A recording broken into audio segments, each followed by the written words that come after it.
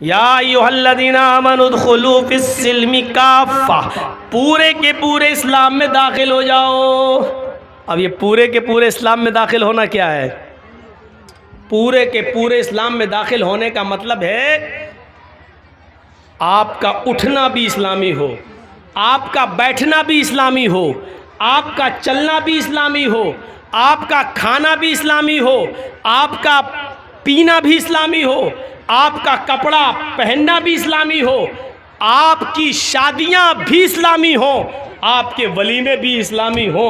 अलगर्ज़ ज़िंदगी में जितने भी शोबे हैं उनमें सारे के सारे काम इस्लाम के तरीक़े पर हों। ये है इस्लाम के अंदर पूरा का पूरा दाखिल होना। क्या हम इस्लाम में पूरे के पूरे दाखिल हैं? अभी ये जलसा ख़त्म होगा तब लोग अपनी अपनी साइकिलें निकालेंगे, फिर देखिएगा लड़ाई। हट लात मारेगा, हट पहले हम आए, पहले हम निकालेंगे गालियाँ। ये जलसे के बाद देख लीजिएगा। और फजर की नमाज देख लीजिएगा मस्जिद में, माशाअल्लाह कुरसैल के अंदर जो भीड़ आज मैं देख रहा हूँ, शायद इससे पहले मैंने इतनी भीड़ नहीं देखी।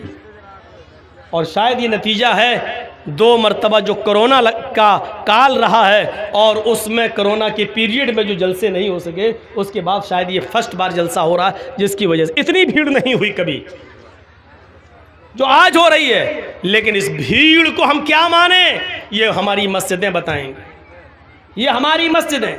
आप चाहते हैं कि हम फजर में सो जाएं, ज़ोहर में आके नमाज पढ़ लें, असर में पढ़ लें, मगरिब में पढ़ लें और इशा में जाके सो जाएं और हमें लोग मुसलमान कहें? देखिएगा ज़रा, आप चाहते हैं कि एक आध अच्छा काम कर लें, लोग हमें मुसलमान कहें।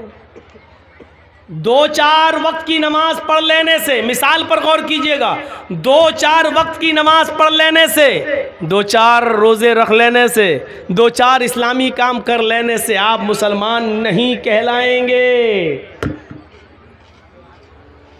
मिसाल दे दूं, बिजली का एक खंबा लगा हुआ है, पोल, उस पर अभी बिजली के तार दौड़ाए नहीं गए हैं, लेकिन दौड़ना है। लाइट आएगी आपके गांव में, बिजली के खंबे लगा दिए गए हैं। अचानक आंधी आती है और आपके गांव में आम के पेड़ लगे हुए हैं। अचानक पेड़ से कुछ पत्ते टूटते हैं और बिजली के खंबे पर, बिजली के पोल पर चिपक जाते हैं। आम के पेड़ से पत्ते टूटे और बिजली के खंबे पर चिपक गए, बिजली के पोल पर चिपक गए। अब आप उस बिजली के पोल को बिजली का पोल कहोगे या आम का पेड़ कहोगे? क्या कहोगे? वो बिजली का खंबा है या आम का पेड़? जर्जीत साहब ये क्या है? जर्जीत साहब भी कहेंगे बिजली का खंबा। पक पागल, बिजली का खंबा कहाँ है? उस पे आम के पत्ते दिख नहीं रहे तुमको? चंद आम के पत्तों के चिपक जाने से क्या बिजली के खंबे की हैसियत बदल जाएगी? नहीं बदलेगी। बिजली का खंबा बिजली का खंबा ही रहेगा। आम के पेड़ के चंद पत्ते अगर बिजली के खंबे पर चिपक गए तो चंद पत्तों की वजह से बिजली का खंबा आम का पेड़ नहीं होगा। अगर जर्जीत साहब उसको आम का पेड़ कहेंगे तो लोग कहेंगे बेवकूफ़ है, ये पागल हो गया है, इसको बरेली के पागल खाने में भर्ती करो या रांची ले जाओ। अरे बिजली के खंबे पे आम के पत्ते चिपक गए तो बिजली का खंबा आम का पेड़ कैसे हो जाएगा? एक जाहिल इंसान अपनी जिहालत में मशहूर है। 2 नमाजें पढ़ ली, 2 रोजे रख लिए, 2 मिस्कीनों को, फकीरों को खाना खिला लिया, तो 2-4 अच्छे काम कर लेने की वजह से इस इंसान को पूरा का पूरा मुसलमान कैसे मान लिया जा सकता है? जब बिजली के खंबे को 2-4 पत्तों की वजह से आप आम का पेड़ नहीं कह सकते, तो 2-4 अच्छे काम करने की वजह से आपको मुसलमान कैसे माना जाए? आम का पेड़ तभी माना जाएगा जब वो अपनी जड़ में भी आम हो, अपनी शाखाओं में भी आम हो, अपने पत्तों में भी आम हो और उसमें आम के फल भी लग रहे हों, तब वो आम कहलाएगा। जब उसका जड़ भी आम का हो, उसके टहनियाँ, उसकी शाखें भी आम की हों, उसके पत्ते भी आम के हों और उसमें आम लगता हो, तब आप कहेंगे आम का पेड़। आप मुसलमान उस वक्त कहलाए जाएंगे जब आपकी जड़ इस्लामी हो, आपका उठना इस्लामी हो, आपका बैठना इस्लामी हो, आपकी सोच इस्लामी हो, आपका चलना इस्लामी हो, आपका रहन सहन इस्लामी हो, आपकी शानियाँ इस्लामी हो, आपके तरीक़े इस्लामी हो, आपकी इबादत इस्लामी हो। ये सब काम जब अपनी जड़ से जुड़े हुए होंगे और इस्लामी होंगे, तब आपको कहा जाएगा कि आप मुसलमान हैं। मौलाना मिसाल तो बड़ी अच्छी दी है आपने, लेकिन कितनी देर के लिए, कितनी देर के लिए? फिर सुन लो मेरी एक बात, बेवकूफ है और पागल है वो इंसान जो 2-4 नेक काम करने के बाद अपने आप को मुसलमान समझता है। मुसलमान वो है जो अपने कैरियर से, अपने अखलाक से मुसलमान हो, अपनी जड़ से मुसलमान हो, अपनी बुनियाद से मुसलमान हो, नीचे से लेके ऊपर तक पूरा का पूरा मुसलमान हो, तब वो मुसलमान कहलाता है। फिर सुन लो, आम के पेड़ के चंद पत्ते किसी बिजली के खंबे पर चिपक जाएं तो बिजली का खंबा आम का पेड़ नहीं हो सकता है। उसी तरीके से 2-4 नमाजें, 2-4 रोजे, 2-4 फकीरों को खाना, 2-4 हज़ार रुपए का सदका और खैरात कर देने से हम ये समझते हैं कि हम पूरे के पूरे मुसलमान हैं। गलत समझ रहे हैं। और अल्लाह ने ये नहीं कहा कि मुसलमान बनो, अल्लाह ने कहा उदखुलू फिस्सिल्मि काफ़ा, इस्लाम के अंदर पूरे के पूरे दाखिल हो जाओ। या अय्युहल्लज़ीना आमनुत्तकुल्लाह हक़्क़ तुक़ातिह वला तमूतुन्ना इल्ला व अंतुम मुस्लिमून। आए ईमानो वालो, आए मुसलमानों, अल्लाह से डरो जैसा कि उससे डरने का हक है। वला तमूतुन्ना इल्ला व अंतुम मुस्लिमून। और तुम्हें मौत नहीं आनी चाहिए, तुम न मरो, लेकिन जब भी मौत का फरिश्ता तुम्हारे हलक पर सवार हो जाए, तुम्हारे सीने पर बैठ जाए और वो तुम्हारी रूह निकालने लगे, जब तुम्हारी रूह कब्ज़ से उनसुरी से निकल रही हो, तो तुम उस वक्त पूरे के पूरे मुसलमान रहना, तुम उस वक्त पूरे के पूरे मुसलमान होना। वला तमूतुन्ना इल्ला व अंतुम मुस्लिमून, पूरे के पूरे इस्लाम में दाखिल हो जाओ और जब भी मरो तो पूरे के पूरे मुसलमान होकर मरो। मुसलमान अपने अमलों का एहतिसाब करता है, मुसलमान अपने अमलों का एहतिसाब करता है। अब्दुल्ला इब्न इदरीस बहुत बड़े जलील कद्र मुहद्दिस गुजरे हैं, बहुत बड़े जलील कद्र मुहद्दिस गुजरे। सिफ़तुस सफ़ा में अल्लामा इब्न क़य्यिम ने इनका वाक़या नकल किया है। जब इनके इंतकाल का वक्त आया तो उनकी बेटी रोने लगी। जब उनके इंतकाल का वक्त आया तो उनकी बेटी रोने लगी।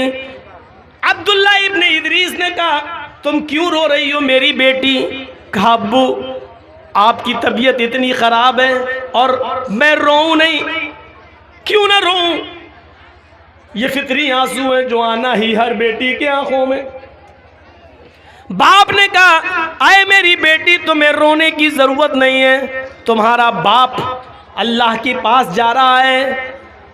तुम जिस घर में रह रही हो, अब तक मैंने इस घर के अंदर 4000 मरतबा कुरान करीम की तिलावत की है।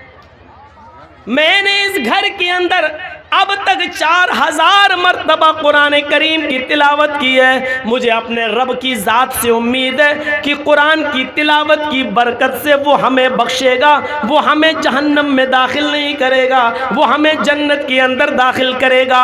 अहले ईमान अपने अमलों का एहतिसाब करते हैं, अपने अमलों का हिसाब व किताब लेते हैं। इमाम बुखारी अल अदबुल मुफरद के अंदर एक वाक़या हज़रत ज़ैद इब्न साबित का नकल करते हैं कि हज़रत ज़ैद इब्न साबित के घर में कुछ मेहमान आ गए। इशा की नमाज के लिए की आज़ान होती है, हज़रत ज़ैद इब्न साबित अपने मेहमान के साथ इशा की नमाज पढ़ने के लिए जा रहे हैं। मस्जिद में, मस्जिद करीब थी उनके घर से, वो छोटे छोटे कदम रखते हुए जा रहे हैं, छोटे छोटे कदम।